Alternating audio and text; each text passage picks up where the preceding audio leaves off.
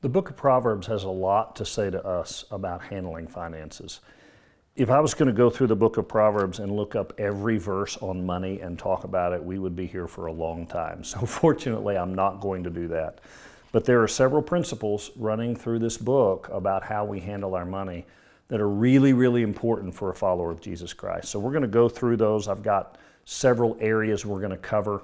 I'm not going to be able to cover each area in detail because there's so much, but I'm at least going to give you the principles and hopefully whet your appetite for studying this deeper in detail out of the book of Proverbs. You know that money is a wonderful servant, but it is a horrible master. You know that money is amoral. There's nothing wrong with having money. There's nothing wrong with having a lot of money. We also know that, according to Paul, the love of money is the root of all kinds of evil. And so we have this tension that goes on when we start talking about our money. It's very personal to us. We get defensive pretty quick. It's easy to make money an idol. And yet, money is also what funds areas of the kingdom. It's what funds the church. We have to have it to live. It's not like we can do without money. We can't swear off of money. So it is upon us as followers of Jesus Christ to learn how to manage money God's way. And there's all sorts of places throughout the Bible that talk about money and specifically about giving. But I don't think anywhere talks more in detail about the practical application of money than in the book of Proverbs. So I'm just going to run through these real quick. I'm going to get you to think through a couple of things with me, and then hopefully you will dive in deeper yourself and look into this issue. So number one is the one we always talk about when we talk about money, and that is generosity and giving. There are several verses on this, but I'm only going to read two. Proverbs 3, 9, and 10. This is the first thing the book of Proverbs says about money. It says, honor the Lord with your wealth, with the first fruits of all your crops. He doesn't call it the tithe, he calls it the first fruits, but he wants the first of the crops. Then your barns will be filled to overflowing, and your vats will brim over with new wine. And then chapter 11, verses 24 and 25 says this, one man gives freely, yet gains even more. Another withholds unduly and comes to poverty. A generous man will prosper. He who refreshes others will himself be refreshed. And so, in accordance with everything else we know in the Bible about giving, the proverb writer starts by saying, look, you need to understand money and generosity. Everything we own is God's. It's God's money. He has given it to us to be stewards for Him on His behalf. And the first thing we need to do with our money is we need to be generous. We need to be generous toward God. We need to be generous toward the poor. We need to be generous toward others. We need to understand that we come to money with our hands open and not closed. It's not my money and I'm holding on. It's God's money and I'm letting go. And if you'll start there, everything else in your finances will take care of itself. Did you notice the principles it laid out here? And it's said other places in the Bible as well. When you're giving away, what is God doing? God is refilling you with money. As you're generous, God is generous. And that is a principle that runs all the way through Scripture. So the first thing I want to say, and that's all I'm going to say about it, most of the time in churches, when you hear about money, it's all about giving. There's so much more about other things, and so I'm going to spend my time there. But just know that the principle of giving is true. When you're generous, God is generous. Be generous with God and with others with the first fruits of your money that you receive. So that's principle number one. Principle number two is not only do you be generous, but you're to be responsible. You're to be responsible. And there's several areas in where we're supposed to be responsible. One is saving toward the future. Listen to what Proverbs 21:20 says about saving for the future. It says, in the house of the wise are stores of choice food and oil, but a foolish man devours all he has. Now, once again, there are other verses. I'm just going to use this one verse, but there are other verses that talk about this as well. But listen to this. Did you hear what he says? In the house of the wise, remember Proverbs is about wise and foolish people. In the house of the wise are what? Stores of choice food and oil. But the foolish devours all he has. So in other words, here's a word of wisdom from Proverbs about money. You know what fools do? They spend everything they have. You know what wise people do? They save. they save. And when you talk to money managers, a lot of money managers will say, the first thing you need to do is give 10% to the Lord. And the second thing you need to do is give 10% to yourself. So you pay God first, you pay yourself second, and then you live off 80%. That is ambitious. That is difficult. I understand. We have always given our 10% to the Lord, and at times even more than that. And then we've tried to save 4 to 5 to 6% every month. And what saving does is it sets you up for those times in life where life happens. Because here's reality.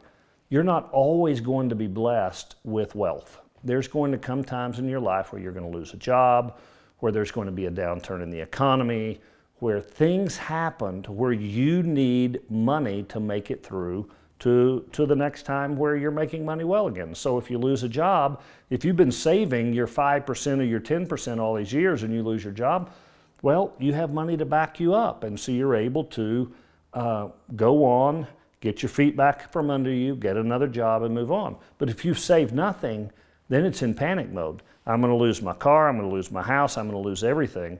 And right now, the economy is not very good. And we actually have 6 different men in Embark that I have watched lose their jobs over the last few months.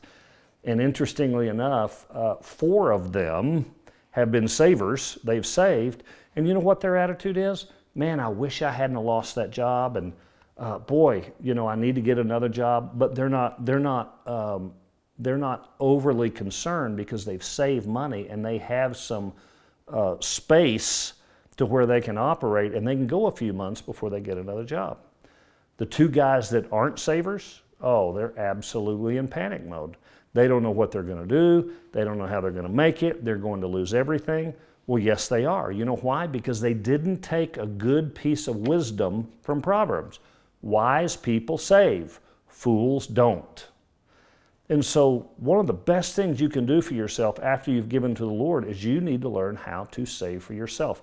That's just responsible wisdom from the Proverbs about your finances. Learn to save. The second one is stay out of debt. Stay out of debt. Proverbs 22:7. You may have heard this before. The debtor is a slave to the lender. The debtor is a slave to the lender. Debt is slavery. Now, there's a lot of different people that you can talk to. There's video series you can watch about financial management from God's perspective. And I'm not going to choose one over the other. They're all good.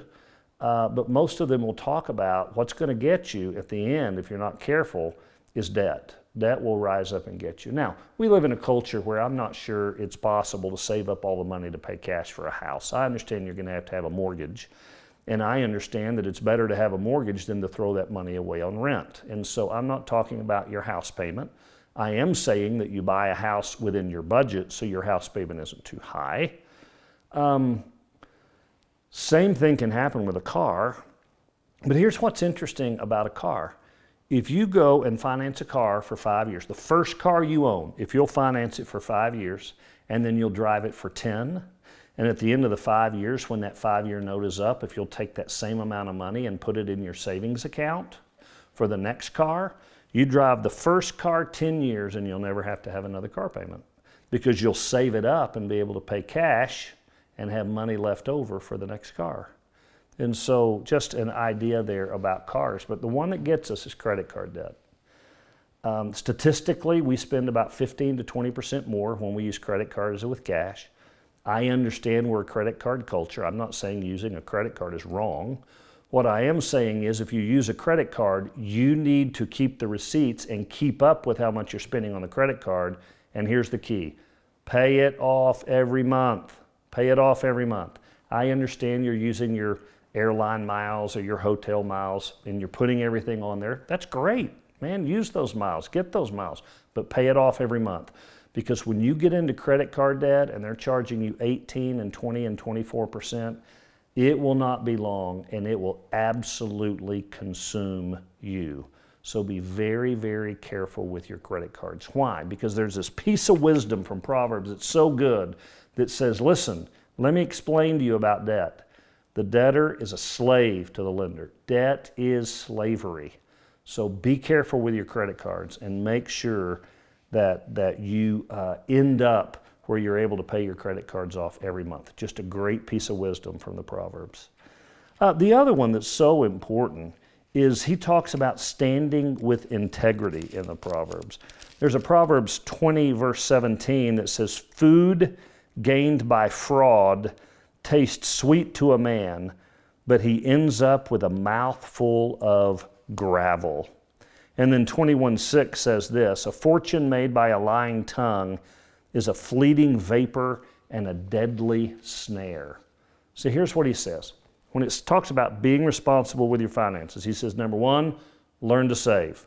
Learn to save, because someday when life's not going well for you and you lose your job, you're going to have money to back you up. Number two, don't get into credit card debt. Watch your debt. Debt will destroy you. Watch it. Don't overspend on your house and car. Make sure you're keeping that under control. And then number three is stand with integrity with regard to your finances. Do not ever steal from someone else. Do not ever lie to them to close a deal. Don't ever fraud people. What did he say? Food gained by fraud tastes sweet, but it ends up gravel in his mouth. And what a great word picture for that, right? That gravel in your mouth. Just don't do it. Never cut corners to make a sale. Never lie and defraud people. It will come back to bite you. You will lose everything that you have. The Proverbs over and over again. Once again, I'm just reading a few of the things that it says. There's other verses that back this up that says, don't allow that to happen. And of course, when we're talking about that, what causes us to defraud other people is more that heart condition, right? Everything we've talked about so far is outside activity on how to manage money. Give to the Lord, save, watch your debt. But this integrity thing now we're talking about a heart issue. And what would cause you to defraud or lie to another person? Well, it's a greedy heart. It's a greedy heart. And so the Proverbs not only talks to us about the externals about money, but it talks to us about the heart behind money. And that's where we come to the next one, and that is be content with what you have. Be content with what you have. Let me read you a couple of Proverbs about contentment. Proverbs 23:4 says, "Do not wear yourself out to get rich. Have the wisdom to show restraint." Don't wear yourself out to get rich. I know people who wear themselves out to get rich. They are so anxious about money, and they're so greedy that they just won't stop, and all they can do is chase the mighty dollar. Listen to Proverbs 27:20. "Death and destruction are never satisfied, and neither are the eyes of a man." Man, there's this principle out of Proverbs that's so practical and so good, and it's simply this: learn to be content with what you have. Learn to be content. That greedy heart, remember what Paul said that we've referenced earlier? What? The love of money, that's greed. The love of money is the root of all kinds of evil. Don't get so caught up in making money that you lose your heart, that it becomes an idol. Because when it becomes an idol, you're going to lose control and you're going to end up sinning so many different ways with your money.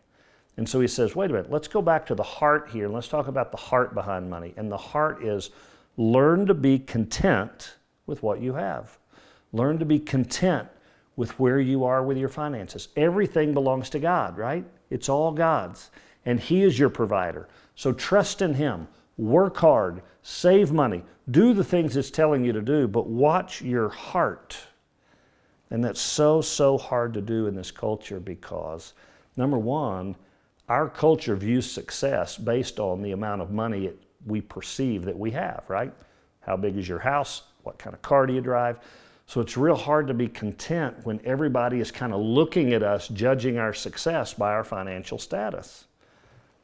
Also, it is very difficult because we have a multi-billion-dollar industry out there that they are being paid to put advertisements on TV to make us discontented with what we have. And when you think about all of the ways that we are told that we are to be discontented, I mean, my cell phone, I mean, how can I have this cell phone that's 2 generations old when they have a brand new cell phone out there that I could buy? We're always being told that what we have isn't good enough. We need the newest and the best and the brightest. They're spending a lot of money making sure we're discontented, so we spend our dollars with them, right? And so contentment is a huge issue. And of course, we just have that evil, that sinful nature in our heart, right? That it's easy for us to get greedy. It's easy for us to love money. It's easy for us to make that an idol. So contentment is really the heart behind all this that makes it so important. And we have to learn how. We have to learn how to be content. And we do that through pushing ourselves into a relationship with God and being absolutely 100% sold out to God, understanding everything is from God, and then He will recreate within us that heart of contentment. Under that whole idea of contentment, there's actually some pretty good advice that is given here. One is in Proverbs 15, 16, and 17. It says this: better little with the fear of the Lord than great wealth with turmoil. Better a meal of vegetables where there is love than a fatted calf with hatred. So what he's saying is, the reason that we need to learn to be content, the reason we don't let money take over our lives is because wealth can bring turmoil in relationships. And boy, all you have to do is watch elderly parents and watch the parents die and watch the kids fight over the inheritance to show you how wealth can bring great turmoil. And so he's saying, listen, you'd rather be eating vegetables with someone you love than a steak with somebody you hate.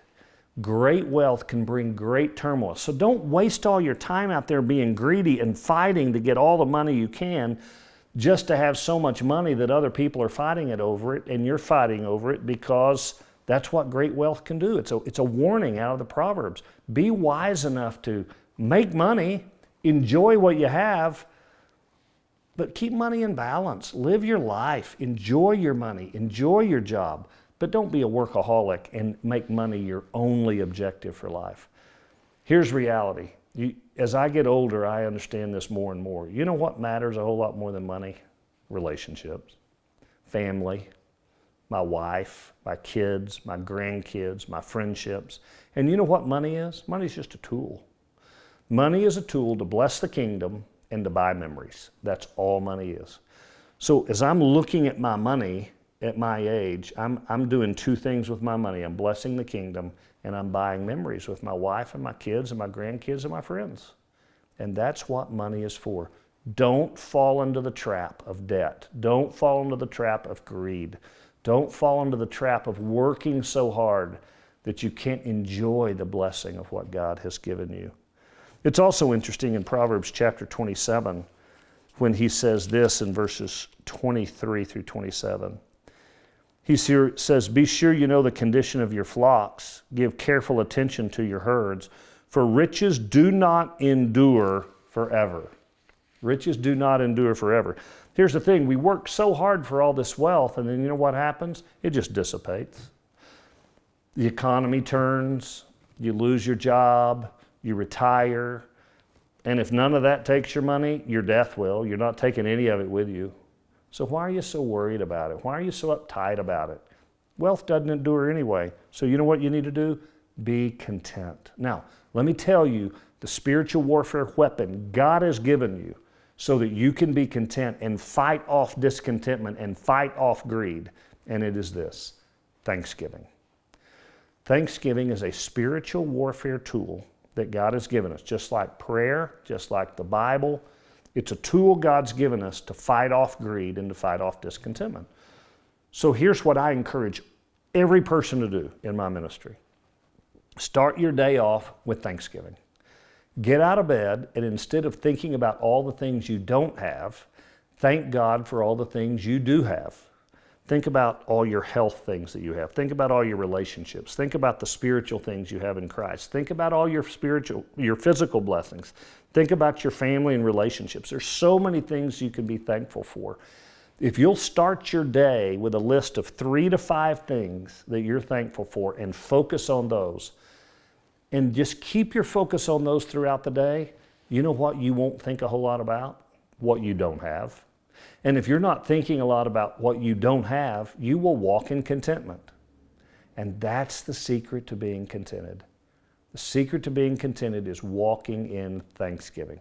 That's a great practice for anybody who wants to control their money instead of having their money control them. Practice thanksgiving.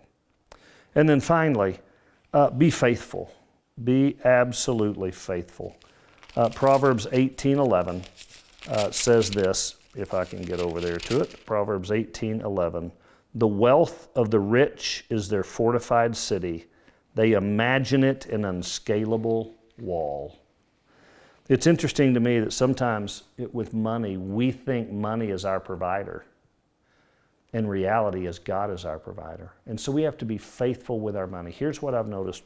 Here's what we need to do. We need to trust in the giver and not the gift.